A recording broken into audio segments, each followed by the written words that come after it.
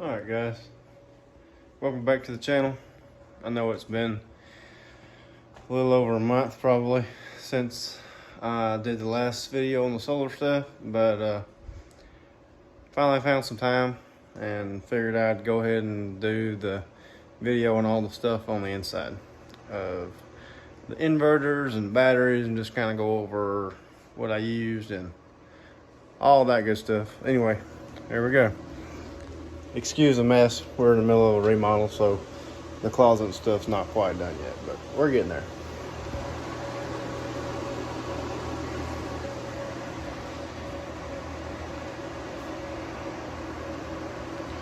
So you can see it's kind of a, see if I can zoom out for y'all. There you go. There's the battery rack that I built, and that was, it took some time, but I mean, I didn't want to spend $600 on the battery rack, and I wanted more than 6 batteries. So that's just, I don't know, I didn't want to spend money on 2 racks whenever I didn't need, because the racks from Signature Solar are 6, I think they hold 6 batteries, and I ordered 7 batteries, and I plan on ordering 2 more, so I don't know if you can tell at the bottom, but I actually got 2 extra slots. But anyway, I'm gonna fill those 2 extra slots in here pretty soon. Not that I really need them, but the more batteries you got, the longer your system's going, your battery is going to last, because you're not draining it as much every night or every day. And here's my idea for the bus bar. You can see that, but it's a big piece of copper, and then I just have it in a PVC pipe, 2-inch PVC pipe with some, all this stuff's hot by the way, with some hinges, and you can see the zip tie. Usually I just zip tie it, and it keeps it from coming open, protects it, and keeps me from touching it on accident or whatever, you know. That's the data cable for the batteries to the inverters. And here's the positive side. I did the same thing, just keeps it all tidy and closed up, but I'm working on the system right now, so I've got them opened up. And there's the batteries. See them? And man, the batteries are freaking awesome. They work great. I love that I can plug my computer to them and check them. I haven't had any issues out of the whole system. I've been off grid for almost a year now. And anyway, for inverter to bus bar, I'm running 3 inverters, so I'm running 0 gauge per inverter to the bus bar, and they don't ever get hot. I don't ever have any overheating issues. Everything is just perfect. Sorry that I'm so close in this closet, y'all. It's a pretty tight space for all this equipment and trying to film. There's the box. I did not wire the box up, just so you know. This was what I got left with, so this is what I had to work with. I didn't want to rewire the whole box. It's an old house, and it's had a lot of people in here doing different things at different times, and it just became a mess. But these wires here are the main grid wires that used to feed the house. So I just took the meter off and put these grid wires into what you're looking at here is the grid box, and that runs the grid, the AC in to all the inverters in case we need to switch to AC power, to grid power. We have it. They're 50 amp breakers a piece, and then here is my shop. That's my big 100 amp breaker for the shop, which the shop's getting switched over to solar soon too. I'm gonna do another box like right here, and do a neutral, no, I don't know how what would you say? Anyway, you put 2 breakers in, and you run, and you do a block to where only one can be on at a time. And that's the way I'm gonna do that, because I'm not paying for a knife switch or a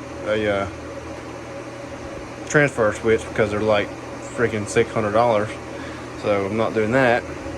But you can do the same thing with 2 breakers. See, you run You run your grid. You run a box right here. You put 200 amp breakers in it. You run a wire from this 100 amp breaker from the grid to this one, and you run a wire from here, 100 amp breaker from your solar or your main panel that your solar's running to that box, and then you buy the little cover thing that goes over the breakers. You can only turn one on at a time, and then that box you'll just hook to straight to your shop or whatever you're trying to transfer to, and that way you can never have two of them on at the same time. I mean, and that's like a quarter of the price to do all that, and it's super simple. I don't know why everybody don't do that. I was actually going to do it with the whole system, but I just decided, you know, if I'm doing it, I'm just going to do it all the way, and I'm going to stay off grid all the time, because I don't really want my stuff hooked up to the grid. And these inverters, they have like, whenever you're not using the grid, it's got like an internal breaker that's disconnected from the grid altogether, so any like surges and stuff gets shunted in the inverters. I know that because the other night we had a transformer blow up, and it blew a leg up on the transformer outside on the pole, and it messed some of the stuff in the shop up, but it didn't mess with any of my house stuff, and it didn't fry my inverters because I was off the grid and it wasn't using grid power, so nothing flowed through. The ideal situation would be whenever we have a storm or something, or either just normally, right now they're on just because, but most of the time we just keep them off because we don't need the grid. I mean, we haven't been actually on the grid in almost a year now. So anyway, here's the Growatt 5000 Ks, and I have 3 of them in parallel, and they have worked flawlessly. I have had 0 issues with them. They power my house. Absolutely amazing. Everything in this house is electric. I don't have any gas. I'm talking about stove, oven, water heater. I do have a special water heater that I'm going to show y'all in a minute,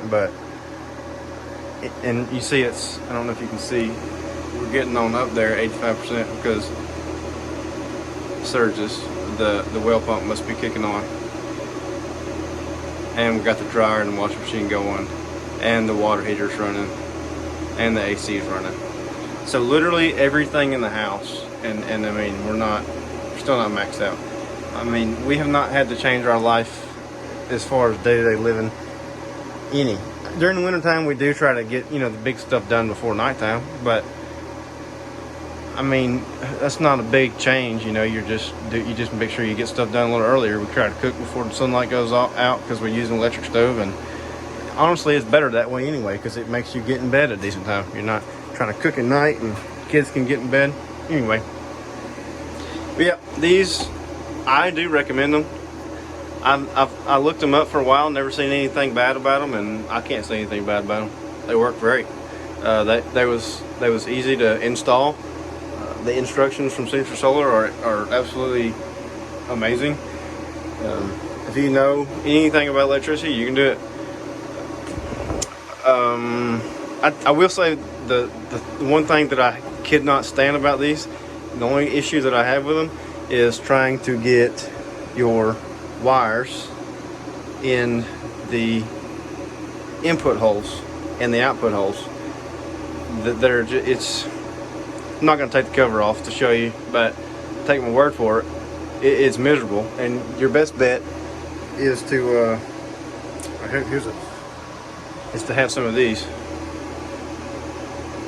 where you can crimp them down on the end of your wire, and you don't have frayed wires trying to go into a tiny hole that the wire would barely fit in. I mean, you literally have to do it perfect or it won't work. It took me hours. I mean, literally hours trying to get the wire in there, but I don't know.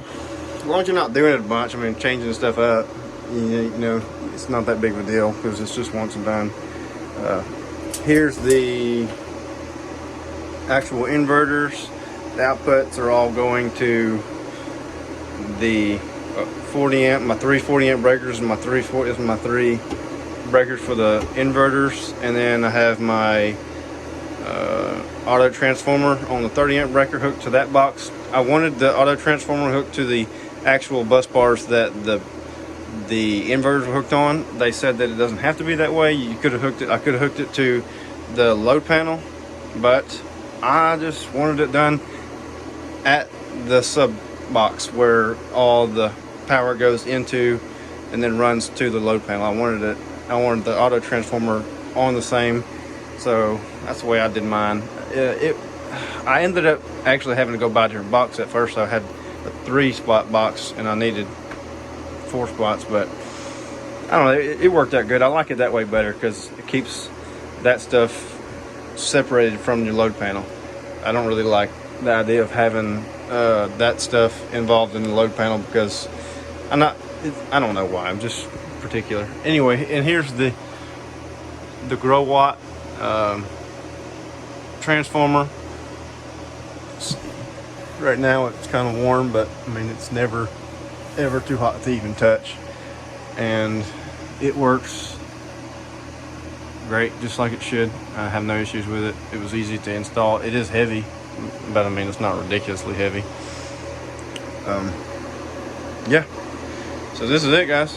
That's about the extent of it right there. It's an organized mess. It's organized the best that it could be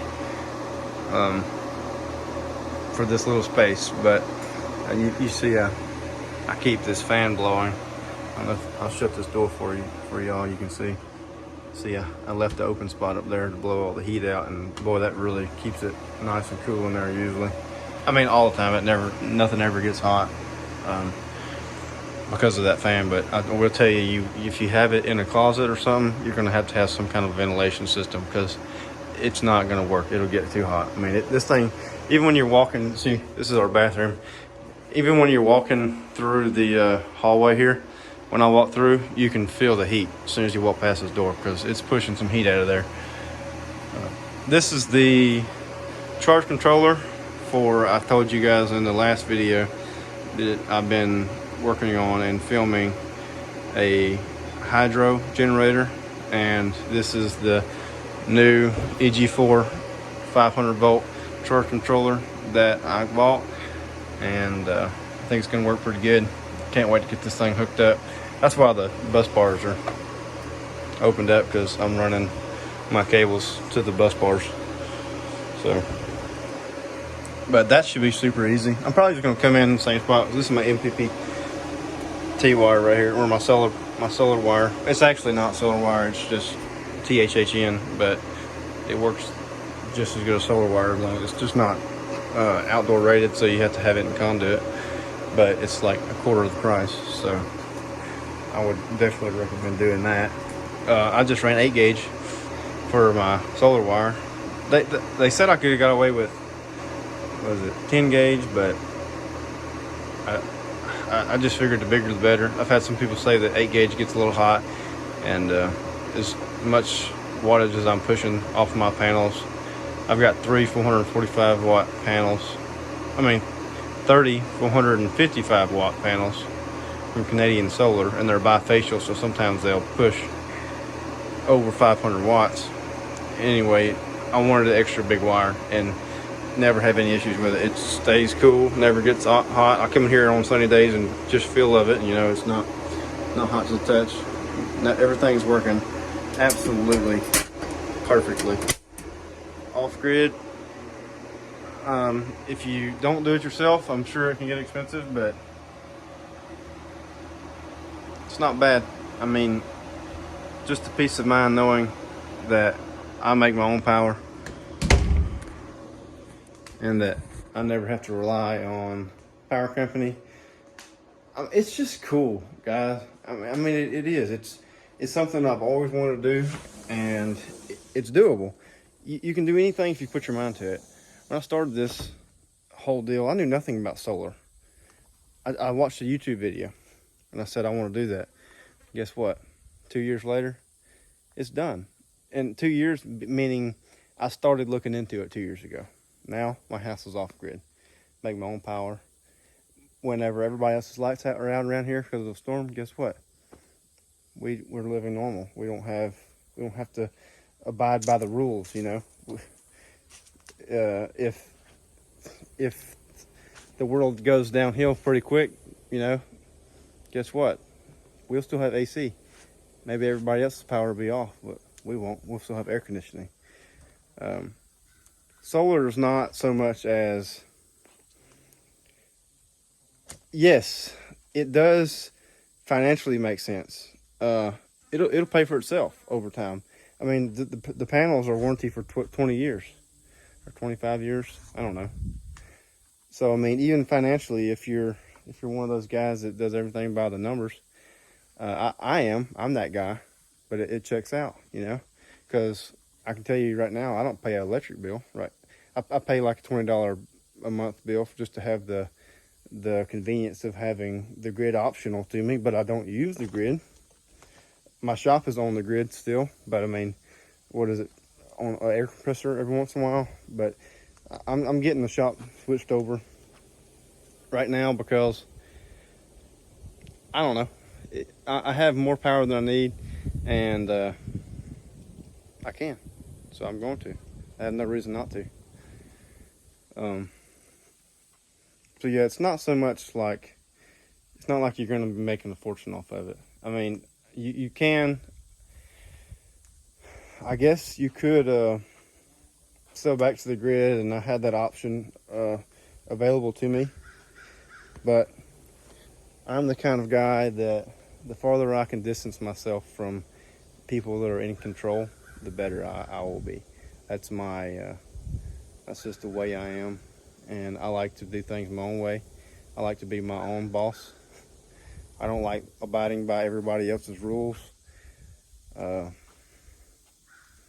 believe in freedom, and I think that solar is just another avenue of freedom. So that's my thoughts on it. But you know, I didn't do the buyback thing because I don't want my system hooked to the grid. It's just, I don't need it. I knew that I could do it. So many people said, oh, you can't do it. You'll always need the grid. Well, guess what, guys? It's been a year and I haven't been on the grid. So that's not true. I will say during the wintertime, we have to pinch. We have to be a little bit more stingy with our power usage, but it's nothing major. And we have, how many people we have? Me, my wife, and 2 girls taking showers every night. So it's doable. It's doable. There's no reason not to do it. I don't think there is. I think that anybody making a decent living can afford to do solar if you do it yourself. And don't listen to all the naysayers that'll tell you you can't. If you don't know something, guys, guess what? Somebody else didn't know it one day either. You think the electrician that's going to come out and do it, think he was born knowing how to hook up a solar system? No, he had to learn it, just like you do. And we have endless knowledge available to us right here on our cell phone. YouTube can teach you anything that a school can teach you. It can teach you anything that an instructor can teach you. And not just YouTube. I mean, we have the internet, guys. We have schematics. We have call up Signature Solar. That'll help you. Ask me questions in the comments. You know? Whatever. Figure it out. Do it. Don't listen to naysayers. Naysayers will tell you you can't because they can't. Just because they can't don't mean you can't. And just because they think they can't don't mean they really can't. They're just too lazy to try. Anyway, enough ranting. Our system works amazingly. I'm going to go back in the house and show you guys the water heater that I have. I don't even know what name brand it is. No, it's not the Rheem. It's a Richmond. It's a Richmond hybrid water heater. Excuse the mess. We've been going through baby clothes, but there it is. And right now it's sucking heat.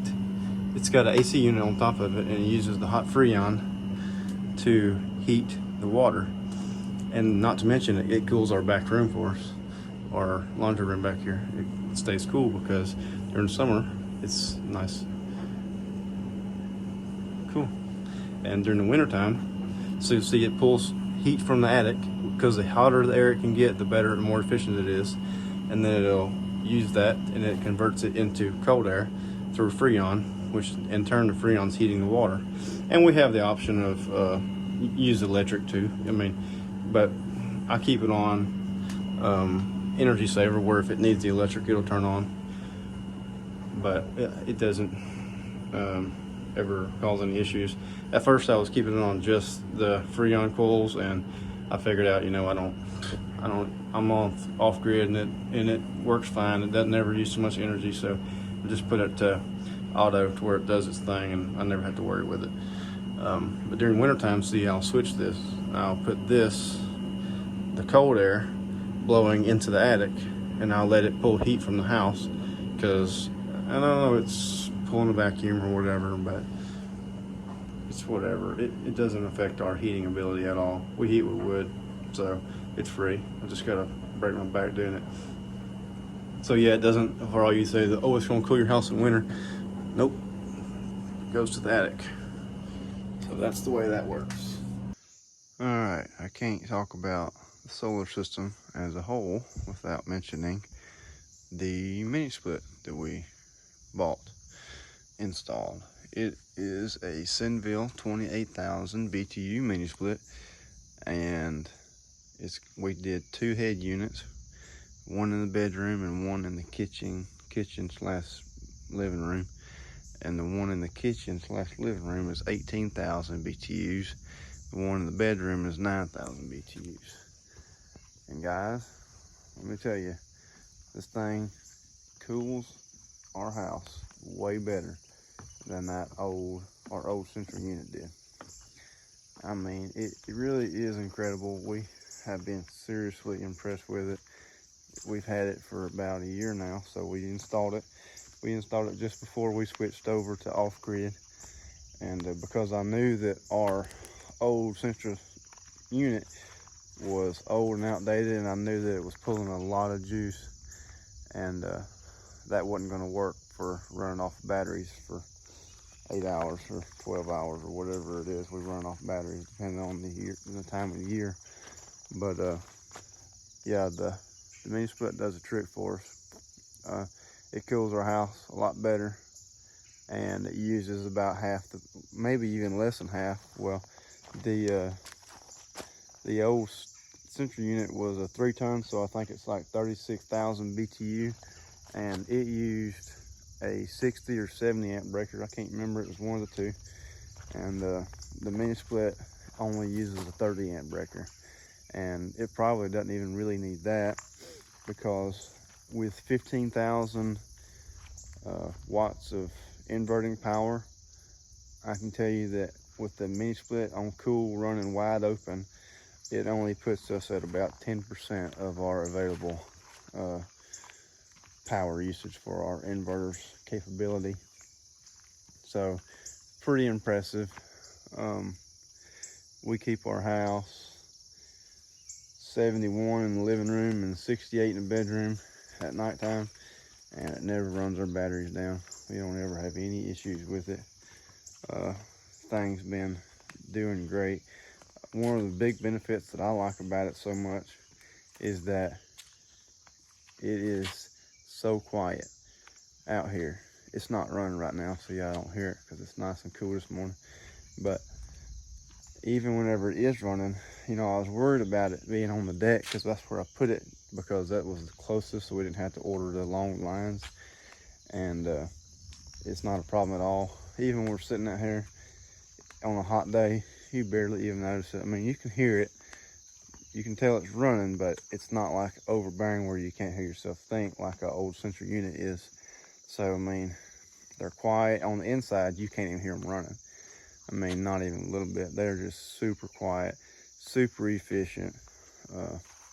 I can't say enough good things about them. I tell you, anybody that's building a house, or even if you're not going solar, I recommend mini splits, because they just cool so much better than your conventional duct. Because you got to think, you're running duct work through an attic that's 115, 120 degrees. So your central unit's having to cool them ducts off all the way down to 68 or wherever you want to keep your house. versus the mini splits in the air conditioned environment already, and all that's got to do is blow cold air straight out into the room, cool the room. So I mean, it's just a better system altogether. Installing it was easy. The only thing you want to look out for is if you got to order the long lines. Like say you got a long run way away from the compressor, you'll have to get somebody out there to add a little bit of Freon to it, because if you order the long lines, it'll drain your compressor too much. But you know, as far as just the regular lines, I think the farthest you can go is like a 20-foot kit. I think that's what I did for both of mine. Well, I did a 16 and a 20. Anyway, all you gotta do is pull a vacuum on it, because it's already got pre-charged compressor. And my uncle had a vacuum pump. We just pulled a vacuum on it. Super easy, no big deal. Worked out great. But that's that. Don't really know what else to say about it other than it cools good, uses no electricity hardly. Oh, heating. You know, when you trying to heat down to about 20 degrees, they don't work no more. You're gonna have to have some other. It's just too much ass out of them. But you know, most of the winter, I live in Missouri, and most of the winter we're able to heat our house with the mini split. But when it gets real cold, we'll fire up the wood stove. Usually keep the wood stove going anyway, but sometimes if I don't build a fire or something, I'm too busy, fire goes out or something, I'll slap the mini split on, and it keeps up just fine, unless it's really cold, like I said. And in the bedroom, we got a 700 square foot bedroom. Well, half of it's a storage and half of it's a bedroom, but it's spray foamed, and the mini split keeps up really good in there too. And it's only a 9,000 BTU unit, heating 700 square feet, and it keeps up good. When it gets real cold, we got a little wall heater, propane wall heater, that we'll fire up, and we only use like 2 grill bottles a year. So you know, we only turn that thing on when it gets real cold. So I mean, what's that cost? $30 a month or whatever. And I'm probably gonna end up throwing a wood stove in there to fire up during the cold nights, because to be honest with you, I can't stand using propane anything, because I like to be, I don't know, I just don't like to have to rely on going to town to get something. I can go out in these woods and cut firewood. I cut plenty of it every year for the one in the living room, so you know, it's like, might as well just put me a little wood stove in my storage room, and that'll heat the bedroom. But anyway, the propane heater does fine right now, so that's something to keep in mind. If y'all live in a cold environment, you'll have to have some kind of backup heat. I think they do have like a turbo mode where it'll run a heat strip across the air across the heat strip or something. But we're not going to use that, because we own solar, and the whole goal here is to be energy efficient, and that's probably not energy efficient. Anyway, thanks for watching, guys. Sorry for ranting about freedom and whatnot, but we're living in times that freedom's getting harder and harder to come by and harder to keep. So every little thing you can do to distance yourself from control is better. God bless you, God bless your family, and God bless America. Thanks for watching. Oh, and remember to like and subscribe.